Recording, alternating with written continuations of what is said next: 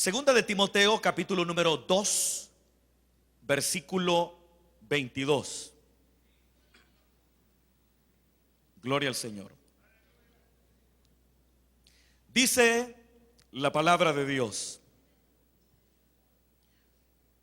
huye también de las pasiones juveniles y sigue la justicia, la fe, el amor y la paz, con los que de corazón limpio invocan al Señor.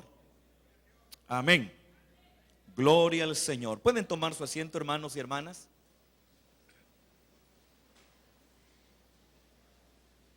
Gloria a Dios. Gloria al Señor.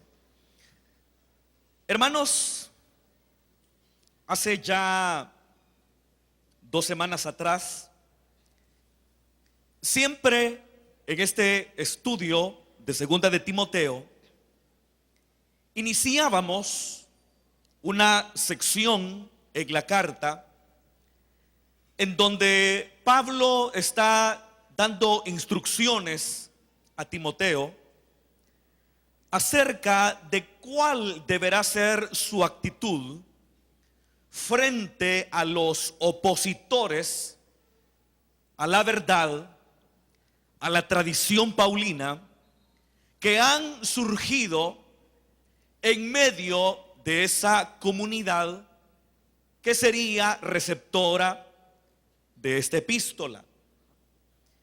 Ya estudiamos en su momento cómo aquellos que se oponían a la tradición paulina o a las enseñanzas de Pablo habían sembrado la discordia y contiendas en medio de los discípulos del Señor. Y es por eso que el autor, escribiendo a Timoteo y por supuesto a los receptores de esta epístola, les llama a no dejarse arrastrar por las contiendas, por las discusiones y por las vanas palabrerías que caracterizaban la actividad de estos falsos maestros que habían surgido dentro de la comunidad. Eso fue lo que vimos hace 2 semanas atrás.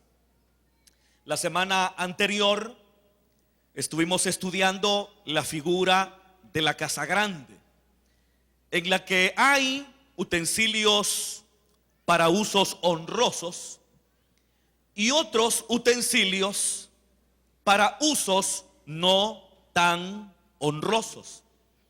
Y mencionábamos que la casa grande era una forma de simbolizar a la iglesia, y los distintos utensilios, tanto aquellos que se utilizaban para usos honrosos como también aquellos que se usaban para usos viles, representaban no solamente a aquellos ministros de la palabra que se mantenían fieles al evangelio, como también aquellos que se habían apartado del Señor a través de enseñanzas erradas, sino que también representaba a los miembros de la comunidad que pueden llegar a convertirse en vasos de deshonra, pero también pueden ser vasos de honra en las manos del Señor. Eso fue lo que veíamos la semana anterior. Ahora, siempre teniendo como contexto esta exhortación paulina a tener una actitud adecuada frente a los que se habían desviado de la fe, encontramos esta exhortación del versículo número 22. Prácticamente allí encontramos 2 verbos, el verbo huir y el verbo perseguir, que nuestra Biblia traduce por sigue, es decir, el verbo seguir. Pero el término griego puede traducirse perfectamente como perseguir. Entonces, por un lado, se está llamando a Timoteo a huir, pero por otro lado también se le está llamando a perseguir. Empecemos primero por el verbo huir. Si usted nota, el texto dice huye también de las pasiones juveniles, pero vea, dice huye. La forma en que este verbo está conjugado se conoce como el presente de imperativo en voz activa. Eso quiere decir que es un mandamiento, es una orden a poner en práctica algo, y de ahí viene el término imperativo. Cuando, por ejemplo, conjugamos un verbo en imperativo, estamos dando una orden. Por ejemplo, el verbo comer en imperativo sería come. El verbo dormir en forma imperativa sería duerme. Es decir, es una orden. Y este texto, este verbo griego que se traduce aquí huye, está puesto en el presente de imperativo en voz activa. Es decir, se le está ordenando que huya en este momento, pero no solamente es un verbo conjugado en forma imperativa presente, es decir, huye en este momento, sino que también está en voz activa. Es decir, no solamente huye en este momento, sino desarrolla el hábito de huir. Eso sería como pudiéramos definir la voz activa, es decir, una actividad que se está haciendo en el presente y que se continuará haciendo de aquí en adelante. Es así como está conjugado el verbo huir, como también el verbo perseguir, que será el que estaremos meditando en un par de minutos. Pero vea usted el imperativo de huye, es decir, escapa, huye, es decir, hazlo en este momento. Pero no solo hazlo en el presente, sino que convierte la acción de la huida en una práctica cotidiana. El verbo, naturalmente, huir, es un verbo que está haciendo alusión a huir de cualquier forma de peligro. En el Nuevo Testamento tenemos algunos ejemplos en donde encontramos el mismo término griego que se encuentra en el versículo 22. Por ejemplo, cuando Herodes quiere mandar a matar al niño Jesús, dice la Biblia que José fue advertido en sueños que huyera, y dice la palabra del Señor que él huyó a Egipto.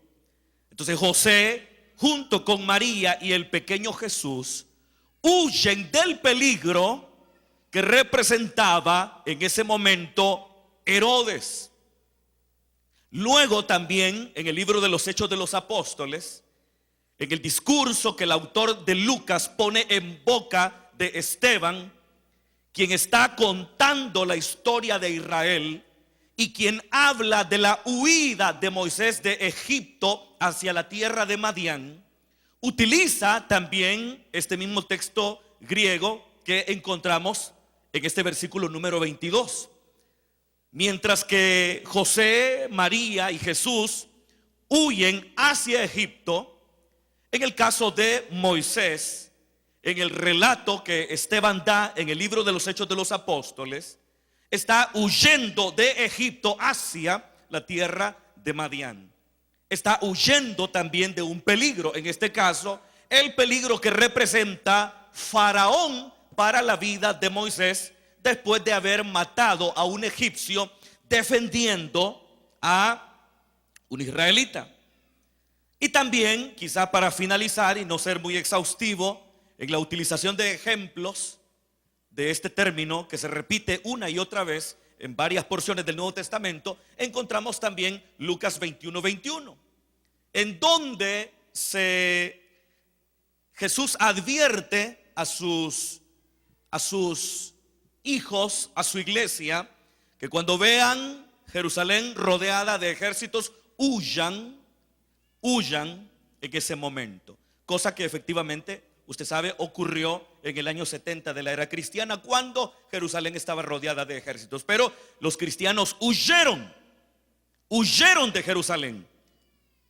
Huyeron. ¿Y cuál era el peligro? En ese momento el peligro era la invasión de las tropas del Imperio Romano. Entonces, huir obviamente nos transmite la idea de huir de algún peligro. Ahora, ¿de cuál peligro debía huir Timoteo de acuerdo a esta carta? Debe huir del peligro que representan las pasiones juveniles. La palabra pasión se deriva de un término griego que básicamente nos está hablando de un deseo intenso y muy fuerte. Es así como podemos traducir el término griego que en nuestras Biblias se traduce pasión. Es decir, un deseo muy intenso, un deseo muy fuerte por algo. Y ese término griego, que es el término griego epitumia, lo menciono así como está escrito en el griego. Como no puedo griego, no sé cómo se pronuncia. Pero ese término que acabo de mencionar es un término que puede describir pasiones buenas, legítimas, como también pasiones malas e ilegítimas. Por ejemplo, el verbo epitumia aparece en aquellas palabras del Señor Jesús cuando en víspera de la celebración de la última Pascua o de la última cena, el Señor Jesús dice: cuánto he deseado comer esta Pascua con ustedes. Ahí encontramos ese término griego. Pero vea usted que en la forma de expresarse el Señor Jesús está mostrando el intenso deseo que él tenía de comer la Pascua con sus discípulos. Entonces ahí tenemos un ejemplo de la utilización de ese término griego de forma positiva, buena y legítima. Encontramos ese mismo término griego también en aquellas palabras del apóstol Pablo en su carta a los filipenses, en donde él dice que desea estar con Cristo. Él se encuentra privado de libertad, está pidiéndole a la iglesia que sea fuerte, que continúen orando por su liberación, por si quizá a Dios le placerá liberarlo. Y él dice: yo estoy estrecho entre quedarme con ustedes y serles de provecho, o partir con Cristo, lo cual es muchísimo mejor. Pero es ahí cuando él dice: mi deseo es estar con Cristo. Y ahí una vez más se muestra ese mismo término griego, que está hablando de un deseo intenso del apóstol Pablo de estar con el Señor Jesús. Y para finalizar los ejemplos de la utilización de este término griego en el Nuevo Testamento, está el que encontramos también en la carta primera a los tesalonicenses, que como ustedes muy bien saben es el primer escrito de todo el Nuevo Testamento. Y es una carta dirigida a los creyentes de la comunidad cristiana en Tesalónica, y ahí Pablo les expresa a los hermanos su anhelo y deseo de verlos, porque de acuerdo al libro de los Hechos de los Apóstoles, cuando el apóstol Pablo empezó su trabajo misionero en la ciudad de Tesalónica, tuvo que interrumpirlo de forma abrupta debido a la oposición de los judíos en esa ciudad, de manera tal que Pablo, de acuerdo al relato de los Hechos de los Apóstoles, en el capítulo 17, tuvo que huir, y en su huida no tuvo tiempo para organizar a la comunidad, de manera tal que se mantuvo inquieto acerca de cuál sería el estado espiritual de esos creyentes que él había tenido que abandonar de forma abrupta, y que por la urgencia de la huida no tuvo el tiempo para organizarlos de manera tal que hubieran ancianos responsables que velaran por su vida espiritual. Y por eso en su carta él les dice el anhelo, el deseo ferviente, intenso que tenía de verlos. Pero también ese mismo término griego se utiliza en términos y en forma negativa, y quizá más en forma negativa. Está hablando de deseos, de anhelos fuertes e intensos por algo, y generalmente ese algo es malo. Y de hecho también en las epístolas pastorales, en primera de Timoteo, y como también en segunda de Timoteo 4:3, encontramos ese mismo término griego, pero allí está utilizado en forma negativa, porque lo que se está anhelando y lo que se está deseando es pecaminoso. Ahora, dice acá, huye también de las pasiones juveniles. Cuando nosotros, hermano, hemos oído este versículo bíblico en más de alguna oportunidad, estoy seguro que casi siempre lo relacionamos con los temas de la inquieta sexualidad que los jóvenes tienen. Es decir, los jóvenes están entrando en la etapa de la adolescencia, están entrando en la pubertad, están desarrollándose sus órganos sexuales y por ende también sus instintos, sus deseos sexuales. Y algunas veces nosotros interpretamos este texto de manera tal que encerramos su entendimiento en ese entendimiento, valga la redundancia, reduccionista del texto. Es decir, como que si el autor de las pastorales estuviera advirtiendo a jóvenes pubertos que se cuiden de esos deseos sexuales que han empezado a surgir, que han empezado a aparecer en sus cuerpos como producto del desarrollo normal. Sin embargo, deberemos decir que partiendo de una interpretación contextual, y específicamente el contexto literario de ese versículo, es decir, los textos que están adelante de ese versículo y los textos que están después, a eso es a lo que se llama el contexto literario. Es decir, lo que está escrito antes de una porción en particular y lo que está escrito después.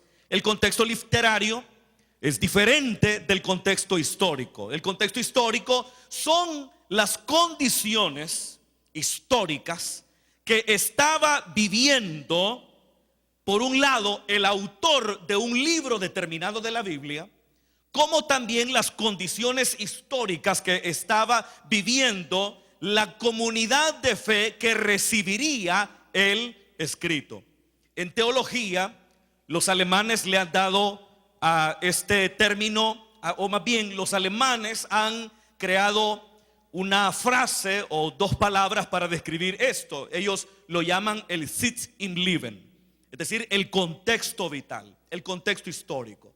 Sin embargo, aquí analizando el contexto literario, deberemos concluir que no está dirigiéndose el autor de las pastorales a jóvenes pubertos inquietos por el despertar sexual que ellos están experimentando, sino que se está escribiendo a ministros de la palabra, y sobre todo que este texto se encuentra en un contexto en donde se están dando instrucciones a Timoteo para que tenga la actitud adecuada frente a los falsos maestros que han surgido dentro de la comunidad.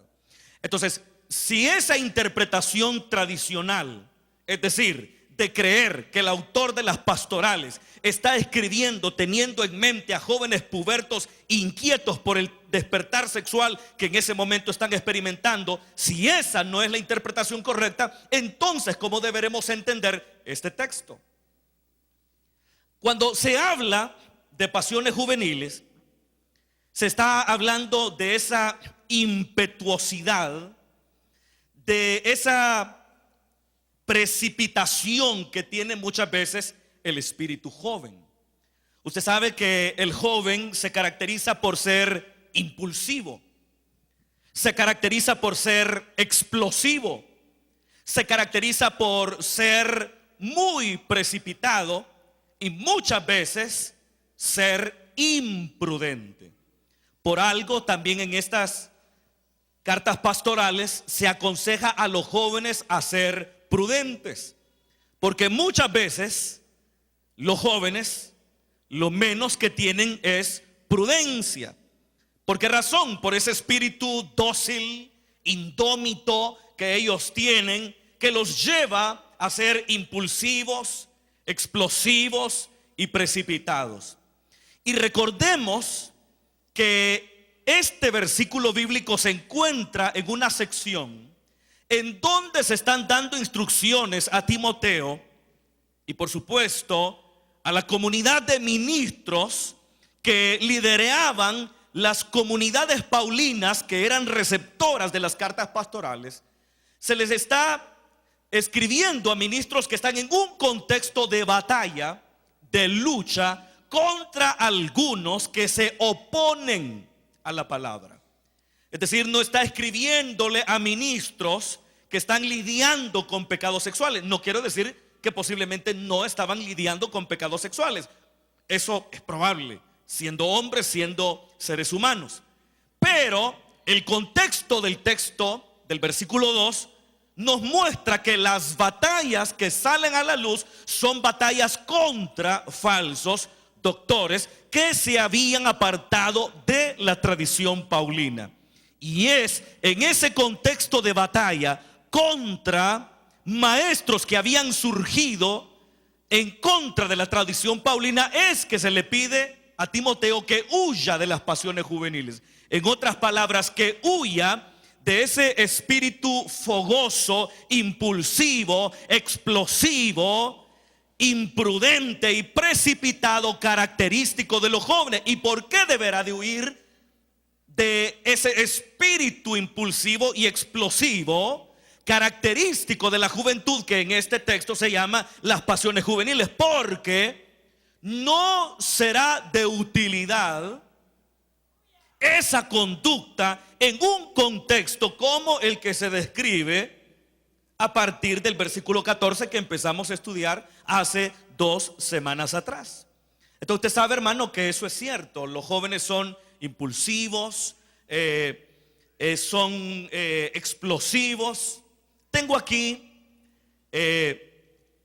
un comentario y quizás lo voy a leer por el hecho de que la memoria no me vaya a traicionar, pero es un comentario de un famoso reformador protestante, un exégeta, al que se conoce como el exégeta de la Reforma, y algunos lo llaman el genio de Ginebra, es decir, Juan Calvino. Y comentando este texto, dice a la letra: si surge algún debate, los jóvenes se excitan con más facilidad, se irritan más fácilmente, se equivocan más frecuentemente por falta de experiencia y se precipitan hacia adelante con mayor confianza y temeridad.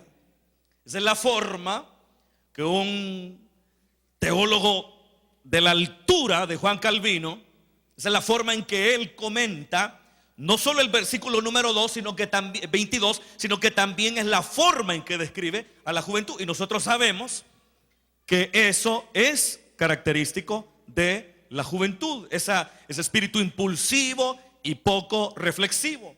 Solo recuerdo aquel famoso pasaje de las Escrituras, cuando Saúl acababa de ser rey, acababa de ser ungido por rey sobre Israel. De pronto surge una crisis, y esta crisis significaba batallar contra los amonitas. Pero antes que surgiera esa crisis, había un grupo de israelitas que no confiaban en Saúl y al contrario lo habían menospreciado y habían hablado de tal manera que se hacía evidente que ellos no querían que Saúl fuera su rey. Eso era lo que estaba ocurriendo. Habían muchos que no aceptaban que Saúl fuera el rey. Pero ante esa primera batalla que libra Saúl en calidad de rey de Israel, él tiene una victoria contundente, categórica sobre los amonitas. Y ante la evidente victoria, la rotunda victoria de Saúl contra los amonitas, empezaron muchos israelitas a decir: ¿dónde están aquellos que no querían que Saúl fuera rey sobre nosotros? ¿Dónde están aquellos que no creyeron en nuestro rey? Dénnoslos, sáquenlos, dennos sus nombres, porque los queremos matar. Y ahí estaba Saúl. Ahí estaba Samuel, el profeta Samuel. Y Samuel dijo: hoy no morirá nadie en Israel, porque el Señor nos ha dado una gran victoria. Mejor, dijo Samuel, vámonos a Gilgal para que renovemos el reino. Ahí está el contraste entre personas que se dejan llevar por las pasiones juveniles y aquellos que tienen la madurez y el equilibrio como para actuar de forma prudente y adecuada ante los opositores. Por eso dice el libro de los Proverbios que la gloria del joven es su fuerza, pero en el caso de los ancianos son sus canas. Pero, ¿qué significan las canas en el lenguaje universal, o al menos en el lenguaje bíblico? Sabiduría, experiencia. Mientras el anciano es alguien más recatado, más prudente. ¿Y cómo no lo será si ha aprendido de tantos golpes que se dio cuando era joven por ser impulsivo, explosivo y precipitado? Entonces ahora es más recatado, ahora es mucho más prudente, ahora es una persona sabia, porque la vida misma, como también sus propios yerros, le han mostrado cuál es la manera adecuada de conducirse ante la oposición, ante la adversidad y aún ante aquellos que nos denigran. En cambio, el joven es su fuerza, pero que es una fuerza que lamentablemente algunas veces es una fuerza descontrolada, que explota, que se precipita violentamente, que no ve lo bueno de otros puntos de vista. Por ejemplo, ya hablando de la dinámica de la comunidad, son aquellos hermanos que ante las adversidades dentro de la comunidad piden la cabeza de medio mundo. ¿Escucha, hermano? Están pidiendo la cabeza de medio mundo, pero ya, ¿verdad? Están pidiendo la cabeza de medio mundo. Son intolerantes en sus opiniones, arrogantes en su forma de exponer sus puntos de vista. Entonces, eso es lo que se le está pidiendo a Timoteo en esta carta. Huye de las pasiones juveniles. En otras palabras, escapa, huye del peligro que representa el que tú enfrentes la oposición con explosividad, con agresividad, con temeridad. Y algunas veces, hermanos, a pesar de que hay algunos que tienen muchos años, no obstante, se dejan dominar por las pasiones juveniles. Y no estoy hablando, ya lo dije, de las pasiones juveniles en el sentido de los deseos sexuales. El texto puede ser aplicado en esa dirección. Yo no digo que no. Solo estoy hablando de la intención original del autor. Entonces, algunas veces podemos ser personas que tenemos ya nuestros años. Podemos ser personas que tenemos ya una larga trayectoria dentro de la iglesia. Y no solamente tenemos muchos años de ser miembros de una iglesia, sino que al mismo tiempo también somos cronológicamente personas mayores. Pero que lamentablemente no hemos aprendido a huir de esas pasiones juveniles que nos convierten en personas impetuosas, que nos convierten en personas explosivas. Cuando usted oye algo que no le gusta, usted explota de manera inmediata. En otras palabras, como se dice en buen salvadoreño, usted es de mecha corta. Y algunos hasta se jactan, se ufanan al describirse así. Yo soy una persona de mecha corta, hermano. Y le ponen un apodo, o más bien un disfraz, a sus pasiones juveniles, y le llaman celo por el Señor. Es que yo soy celosa, hermano. Yo soy celoso de la obra. Y por eso estos arranques de cólera, de ira. Por eso esta actitud explosiva cuando yo oigo que se dice algo contra mi Señor. Usted lo llama celo, pero la Biblia lo llama pasiones juveniles. No es celo de Dios. No es celo de Dios. Son pasiones juveniles descontroladas. No escucha lo que el otro tiene que decir. Usted siempre tiene la razón.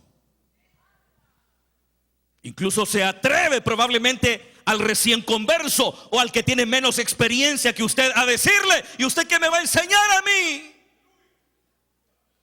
Si yo estoy sirviendo en esta iglesia cuando a usted todavía le tenían que cambiar los pañales.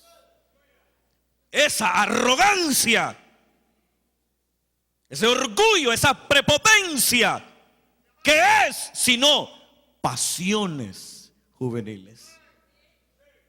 No acepta otro punto de vista. Pide la cabeza de medio mundo, pero de manera inmediata.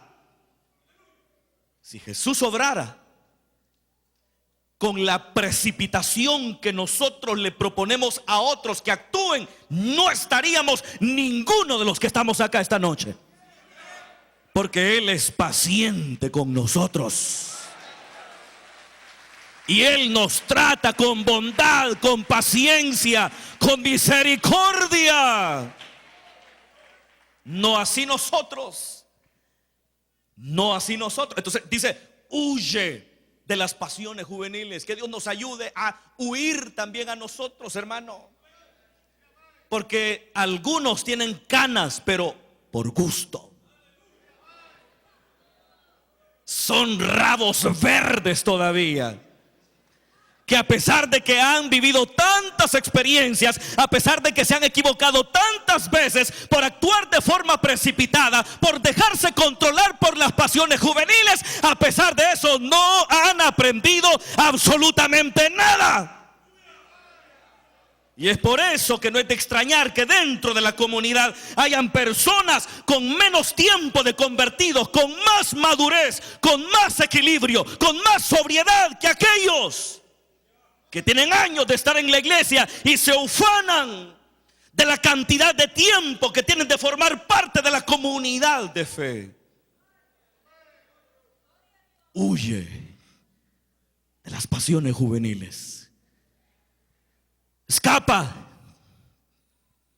de esa actitud explosiva, intransigente, beligerante, intempestuosa, como Pedro, ¿verdad, hermano? Usted sabe que Pedro era alguien dominado por las pasiones juveniles, ¿o no es cierto, hermano? Le corta la oreja a aquel, hermano, pero rápido, hermano. Y al sanar Jesús la oreja y ponerla en su lugar, estaba mostrando que esa impetuosidad el Señor no la aprueba. O como cuando sus discípulos le dijeron: Señor, aquí hay espadas, y el Señor dijo: guárdenlas. Está mostrando que no aprueba la impetuosidad que algunas veces caracteriza a aquellos que se llaman a sí mismos celosos de la obra. Entonces, el Señor no lo aprueba. No lo aprueba. Ahí estaba Pedro. Es que el Señor Jesús solo tenía discípulos difíciles, hermano. Mire aquellos cómo les puso, hermano, los Boanerges. ¿Y qué quiere decir los Boanerges? ¿A quién le llamaban los Boanerges? A Jacobo y a Juan. Y Boanerges es un término arameo que traducido al español quiere decir los hijos del trueno. ¿Pero por qué? Por su carácter explosivo, agresivo, intempestuoso. Eran de mecha corta. Jacobo, Juan. Juan no era una persona delicada, amable, apacible, de ninguna manera. Si hubiera sido así verdaderamente, entonces ¿por qué Jesús le puso Boanerge? Se lo puso porque era una persona explosiva. Y hay al menos 3 textos en los evangelios sinópticos que muestran lo explosivo, lo intolerante que era Juan, el hijo de Zebedeo. Por eso es muy poco probable que sea el mismo discípulo amado. No tiene sentido. No tiene sentido. Entonces, pero dice: huye. Huye de las pasiones. Entonces, en otras palabras, escapa. Pero fíjese, esa huida debe también convertirse en una persecución. Porque dice el texto, siempre el versículo 22, y sigue o persigue la justicia, la fe, el amor y la paz. Es decir, que ahí se llama a huir. Y ya lo dije, es un verbo conjugado en el tiempo presente, en modo imperativo y en la voz activa. Tanto el verbo huir como el verbo también perseguir. Y así como huir estaba conjugado en el tiempo presente, en modo imperativo, en la voz activa también el verbo perseguir. En otras palabras, empieza a perseguir la justicia, la fe, el amor ya, en este momento, es decir, en el presente. Pero desarrolla el hábito de perseguir la justicia, la fe, el amor y la paz todos los días de tu vida. En otras palabras, está hablando de creyentes que están en constante movimiento, huyendo por un lado de los peligros que representan aquellas conductas que se encasillan dentro de lo que el autor de las pastorales llama las pasiones juveniles. Escapa del peligro, pero en tu huida persigue la justicia, la fe, la paz y el amor. Es decir, que el cristiano, el buen creyente, es alguien que está en movimiento. Pero no necesariamente, hermano, estoy hablando de un movimiento físico en el que nuestros cuerpos se trasladan de un lugar a otro, porque algunas veces nosotros podemos ser muy activos en la obra del Señor, pero en el interior de la vida somos sedentarios. Es decir, estamos en un lugar allí y no nos movemos. Porque en cuanto a la actividad de la iglesia, pudiera ser que seamos personas muy activas. Y el día sábado está en una reunión, luego va y colabora con otra. Y eso está bien, yo no digo que esté mal. Y es la persona más idónea, la persona más activa en su privilegio. Y eso está bien, eso no está mal.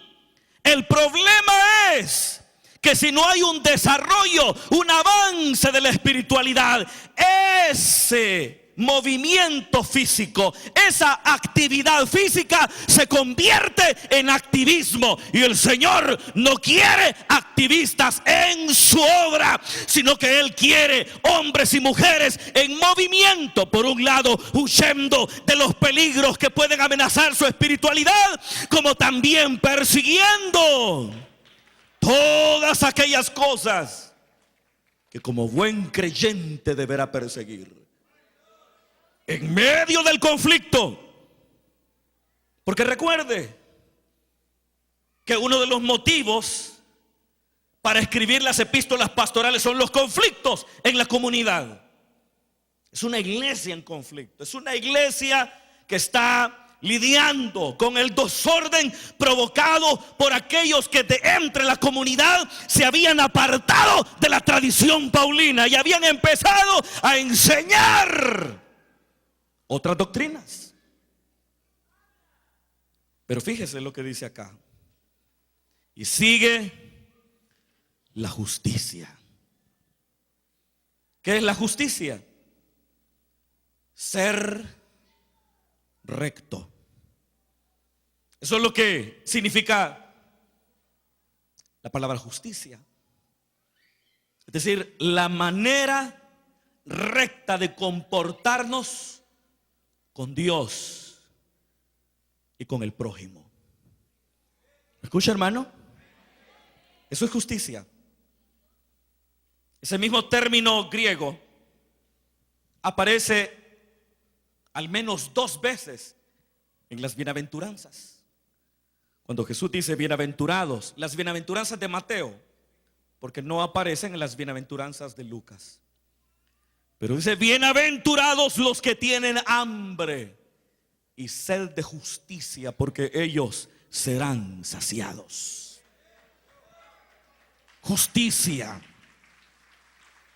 Es decir, que procuran tener una vida correcta delante de Dios, pero también están procurando una vida recta para con el prójimo. Porque algunas veces nosotros podemos tener una conducta, llamémosla correcta ante Dios, pero una conducta totalmente inaceptable para con nuestro prójimo. Y por algo la palabra del Señor dice: ¿cómo es posible que con la misma boca que bendecimos a Dios seamos capaces de maldecir a los hombres que han sido creados a su imagen y semejanza? Algunas veces nosotros podemos bendecir a Dios, venir aquí a la iglesia, alabar al Señor, ponernos los cantos, levantar nuestras manos al cielo, adorar al Señor, alabar al Señor y llorar, lágrimas de cocodrilo, pero llorar al fin y al cabo. Pero cuando se examina su modo de proceder con su esposa, con sus hijos, con su familia, los maltrata, los violenta. Los hermanos que preside en su reunión, en su sector, los maltrata, los violenta. De pronto un hermano medio se empezó a torcer Y en lugar de tener la ternura y la paciencia del buen pastor, le da la estocada final. Por eso dice, sigue la justicia. Había conflictos en esa comunidad y se necesitaba que hubieran ministros, que hubieran creyentes que perseguían la justicia. Dice también aquí, persigue la fe. Persigue la fe. La fe podríamos definirla como convicción en lo que hemos aprendido. Convicción en la palabra de Dios que nosotros hemos oído. Fe. En las epístolas pastorales, generalmente la palabra fe tiene una connotación diferente que la palabra fe, por ejemplo, en los evangelios. Porque en los evangelios la palabra fe es: yo tengo fe para ser sanado. Yo creo que el Señor tiene poder para hacer un milagro en mi vida. Pero recuerde que ahora nos encontramos ya en la segunda generación de creyentes y ahora la palabra fe ha enriquecido su connotación y ahora fe en las pastorales también significa el contenido de la sana doctrina. Entonces dice, persigue la fe. Dice también, persigue el amor. ¿Cuánta falta nos hace a nosotros, hermano? Amar, porque ese es el resumen de toda la ley y los profetas, el amor. Y en un contexto de conflicto como el que describe el texto de las epístolas pastorales, se necesitan a personas que aman. Persigue el amor. El amor puede ser perseguido. Persigue amar. Busca amar. Eso es algo importante. Y dice, y la paz. Y la paz. ¿Qué era lo que estaba ocurriendo en la comunidad receptora de las epístolas pastorales? Lo que había ahí era trastorno. Dice incluso los versículos que leíamos en estudios anteriores, que la fe de algunos ha sido trastornada. Habían discusiones, vanas palabrerías, habían contiendas. Y es ahí cuando se pide que en un contexto de esa naturaleza se procure la paz. Qué bueno fuera, hermano, que nosotros fuéramos constructores de la paz donde quiera que estemos. Pero mire, hermano, algunas veces nosotros lo menos que proyectamos es paz. Solo llega usted a su casa y la gente que ya estaba adentro empieza a cerrar las puertas. Porque ya llegó el que grita. Ya llegó la que reclama. Viene estresado, viene emproblemado. Y ahora llega a estresar y a emproblemar a los miembros de su familia. No son personas de paz, son personas problemáticas. ¿Alguno de ustedes es problemático, hermano? ¿Ah? ¿Podría decirse que usted es una persona que busca la paz? ¿Podría decirse que usted es una persona constructora de la paz? ¿Que busca la paz? Si lo que nosotros necesitamos es tener paz. Vivimos en un mundo que no vive reconciliado. Y es por eso que necesitamos que hayan hombres y mujeres de fe cuyas acciones sean promotoras de la paz donde quiera que ellos se encuentren. Que cuando usted llegó a la oficina, el ambiente cambia. Cuando llega a su casa, el ambiente cambia. Su sola presencia hace que se respire un clima de docilidad, un clima de tranquilidad, un clima de reconciliación, un clima de paz. De paz. ¿Conoce usted gente que con solo tener contacto con ellos le quita la paz, hermano?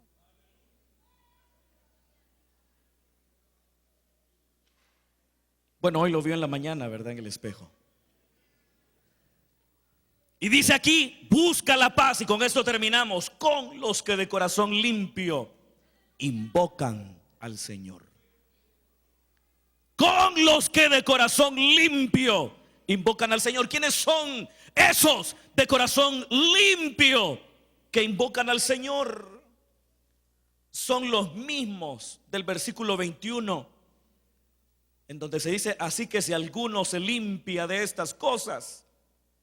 De hecho, la palabra limpia tiene una misma raíz que la palabra limpio del versículo 22. La palabra limpia del versículo 21 tiene una misma raíz verbal que la del versículo 22. ¿Quiénes son entonces esos que con corazón limpio invocan al Señor? Los que se han apartado de toda iniquidad, los que se han limpiado de la prepotencia de los falsos maestros, los que se han limpiado de las falsas enseñanzas de los maestros, y que eso les permite ser instrumentos de honra y útiles en las manos de Dios. Pero fíjese, el autor está diciendo: persigue, pero esa persecución no debe ser de manera aislada, sino en comunidad. Por eso nos congregamos, porque la vida cristiana se vive de manera comunitaria también. Entonces, si hemos de perseguir la justicia, la fe, el amor y la paz, ese no deberá ser un esfuerzo que realicemos en solitario, sino que deberá ser un esfuerzo comunitario. ¿Me escucha, hermano? Con los que de corazón limpio invocan al Señor.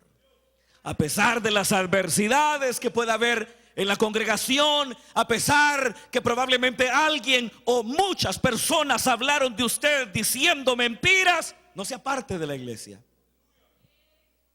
Siga persiguiendo la justicia. Sea un perseguidor de la fe, un perseguidor del amor y de la paz. Amén. Así que Dios nos ayude, hermanos. Que Dios nos ayude. Vamos a orar en esta hora. Gracias, Dios, por hablarnos a través de tu palabra, por desafiarnos a huir de las pasiones juveniles, y porque nos desafías, nos mandas a perseguir estas cualidades cristianas, como son la justicia, la fe, el amor y la paz.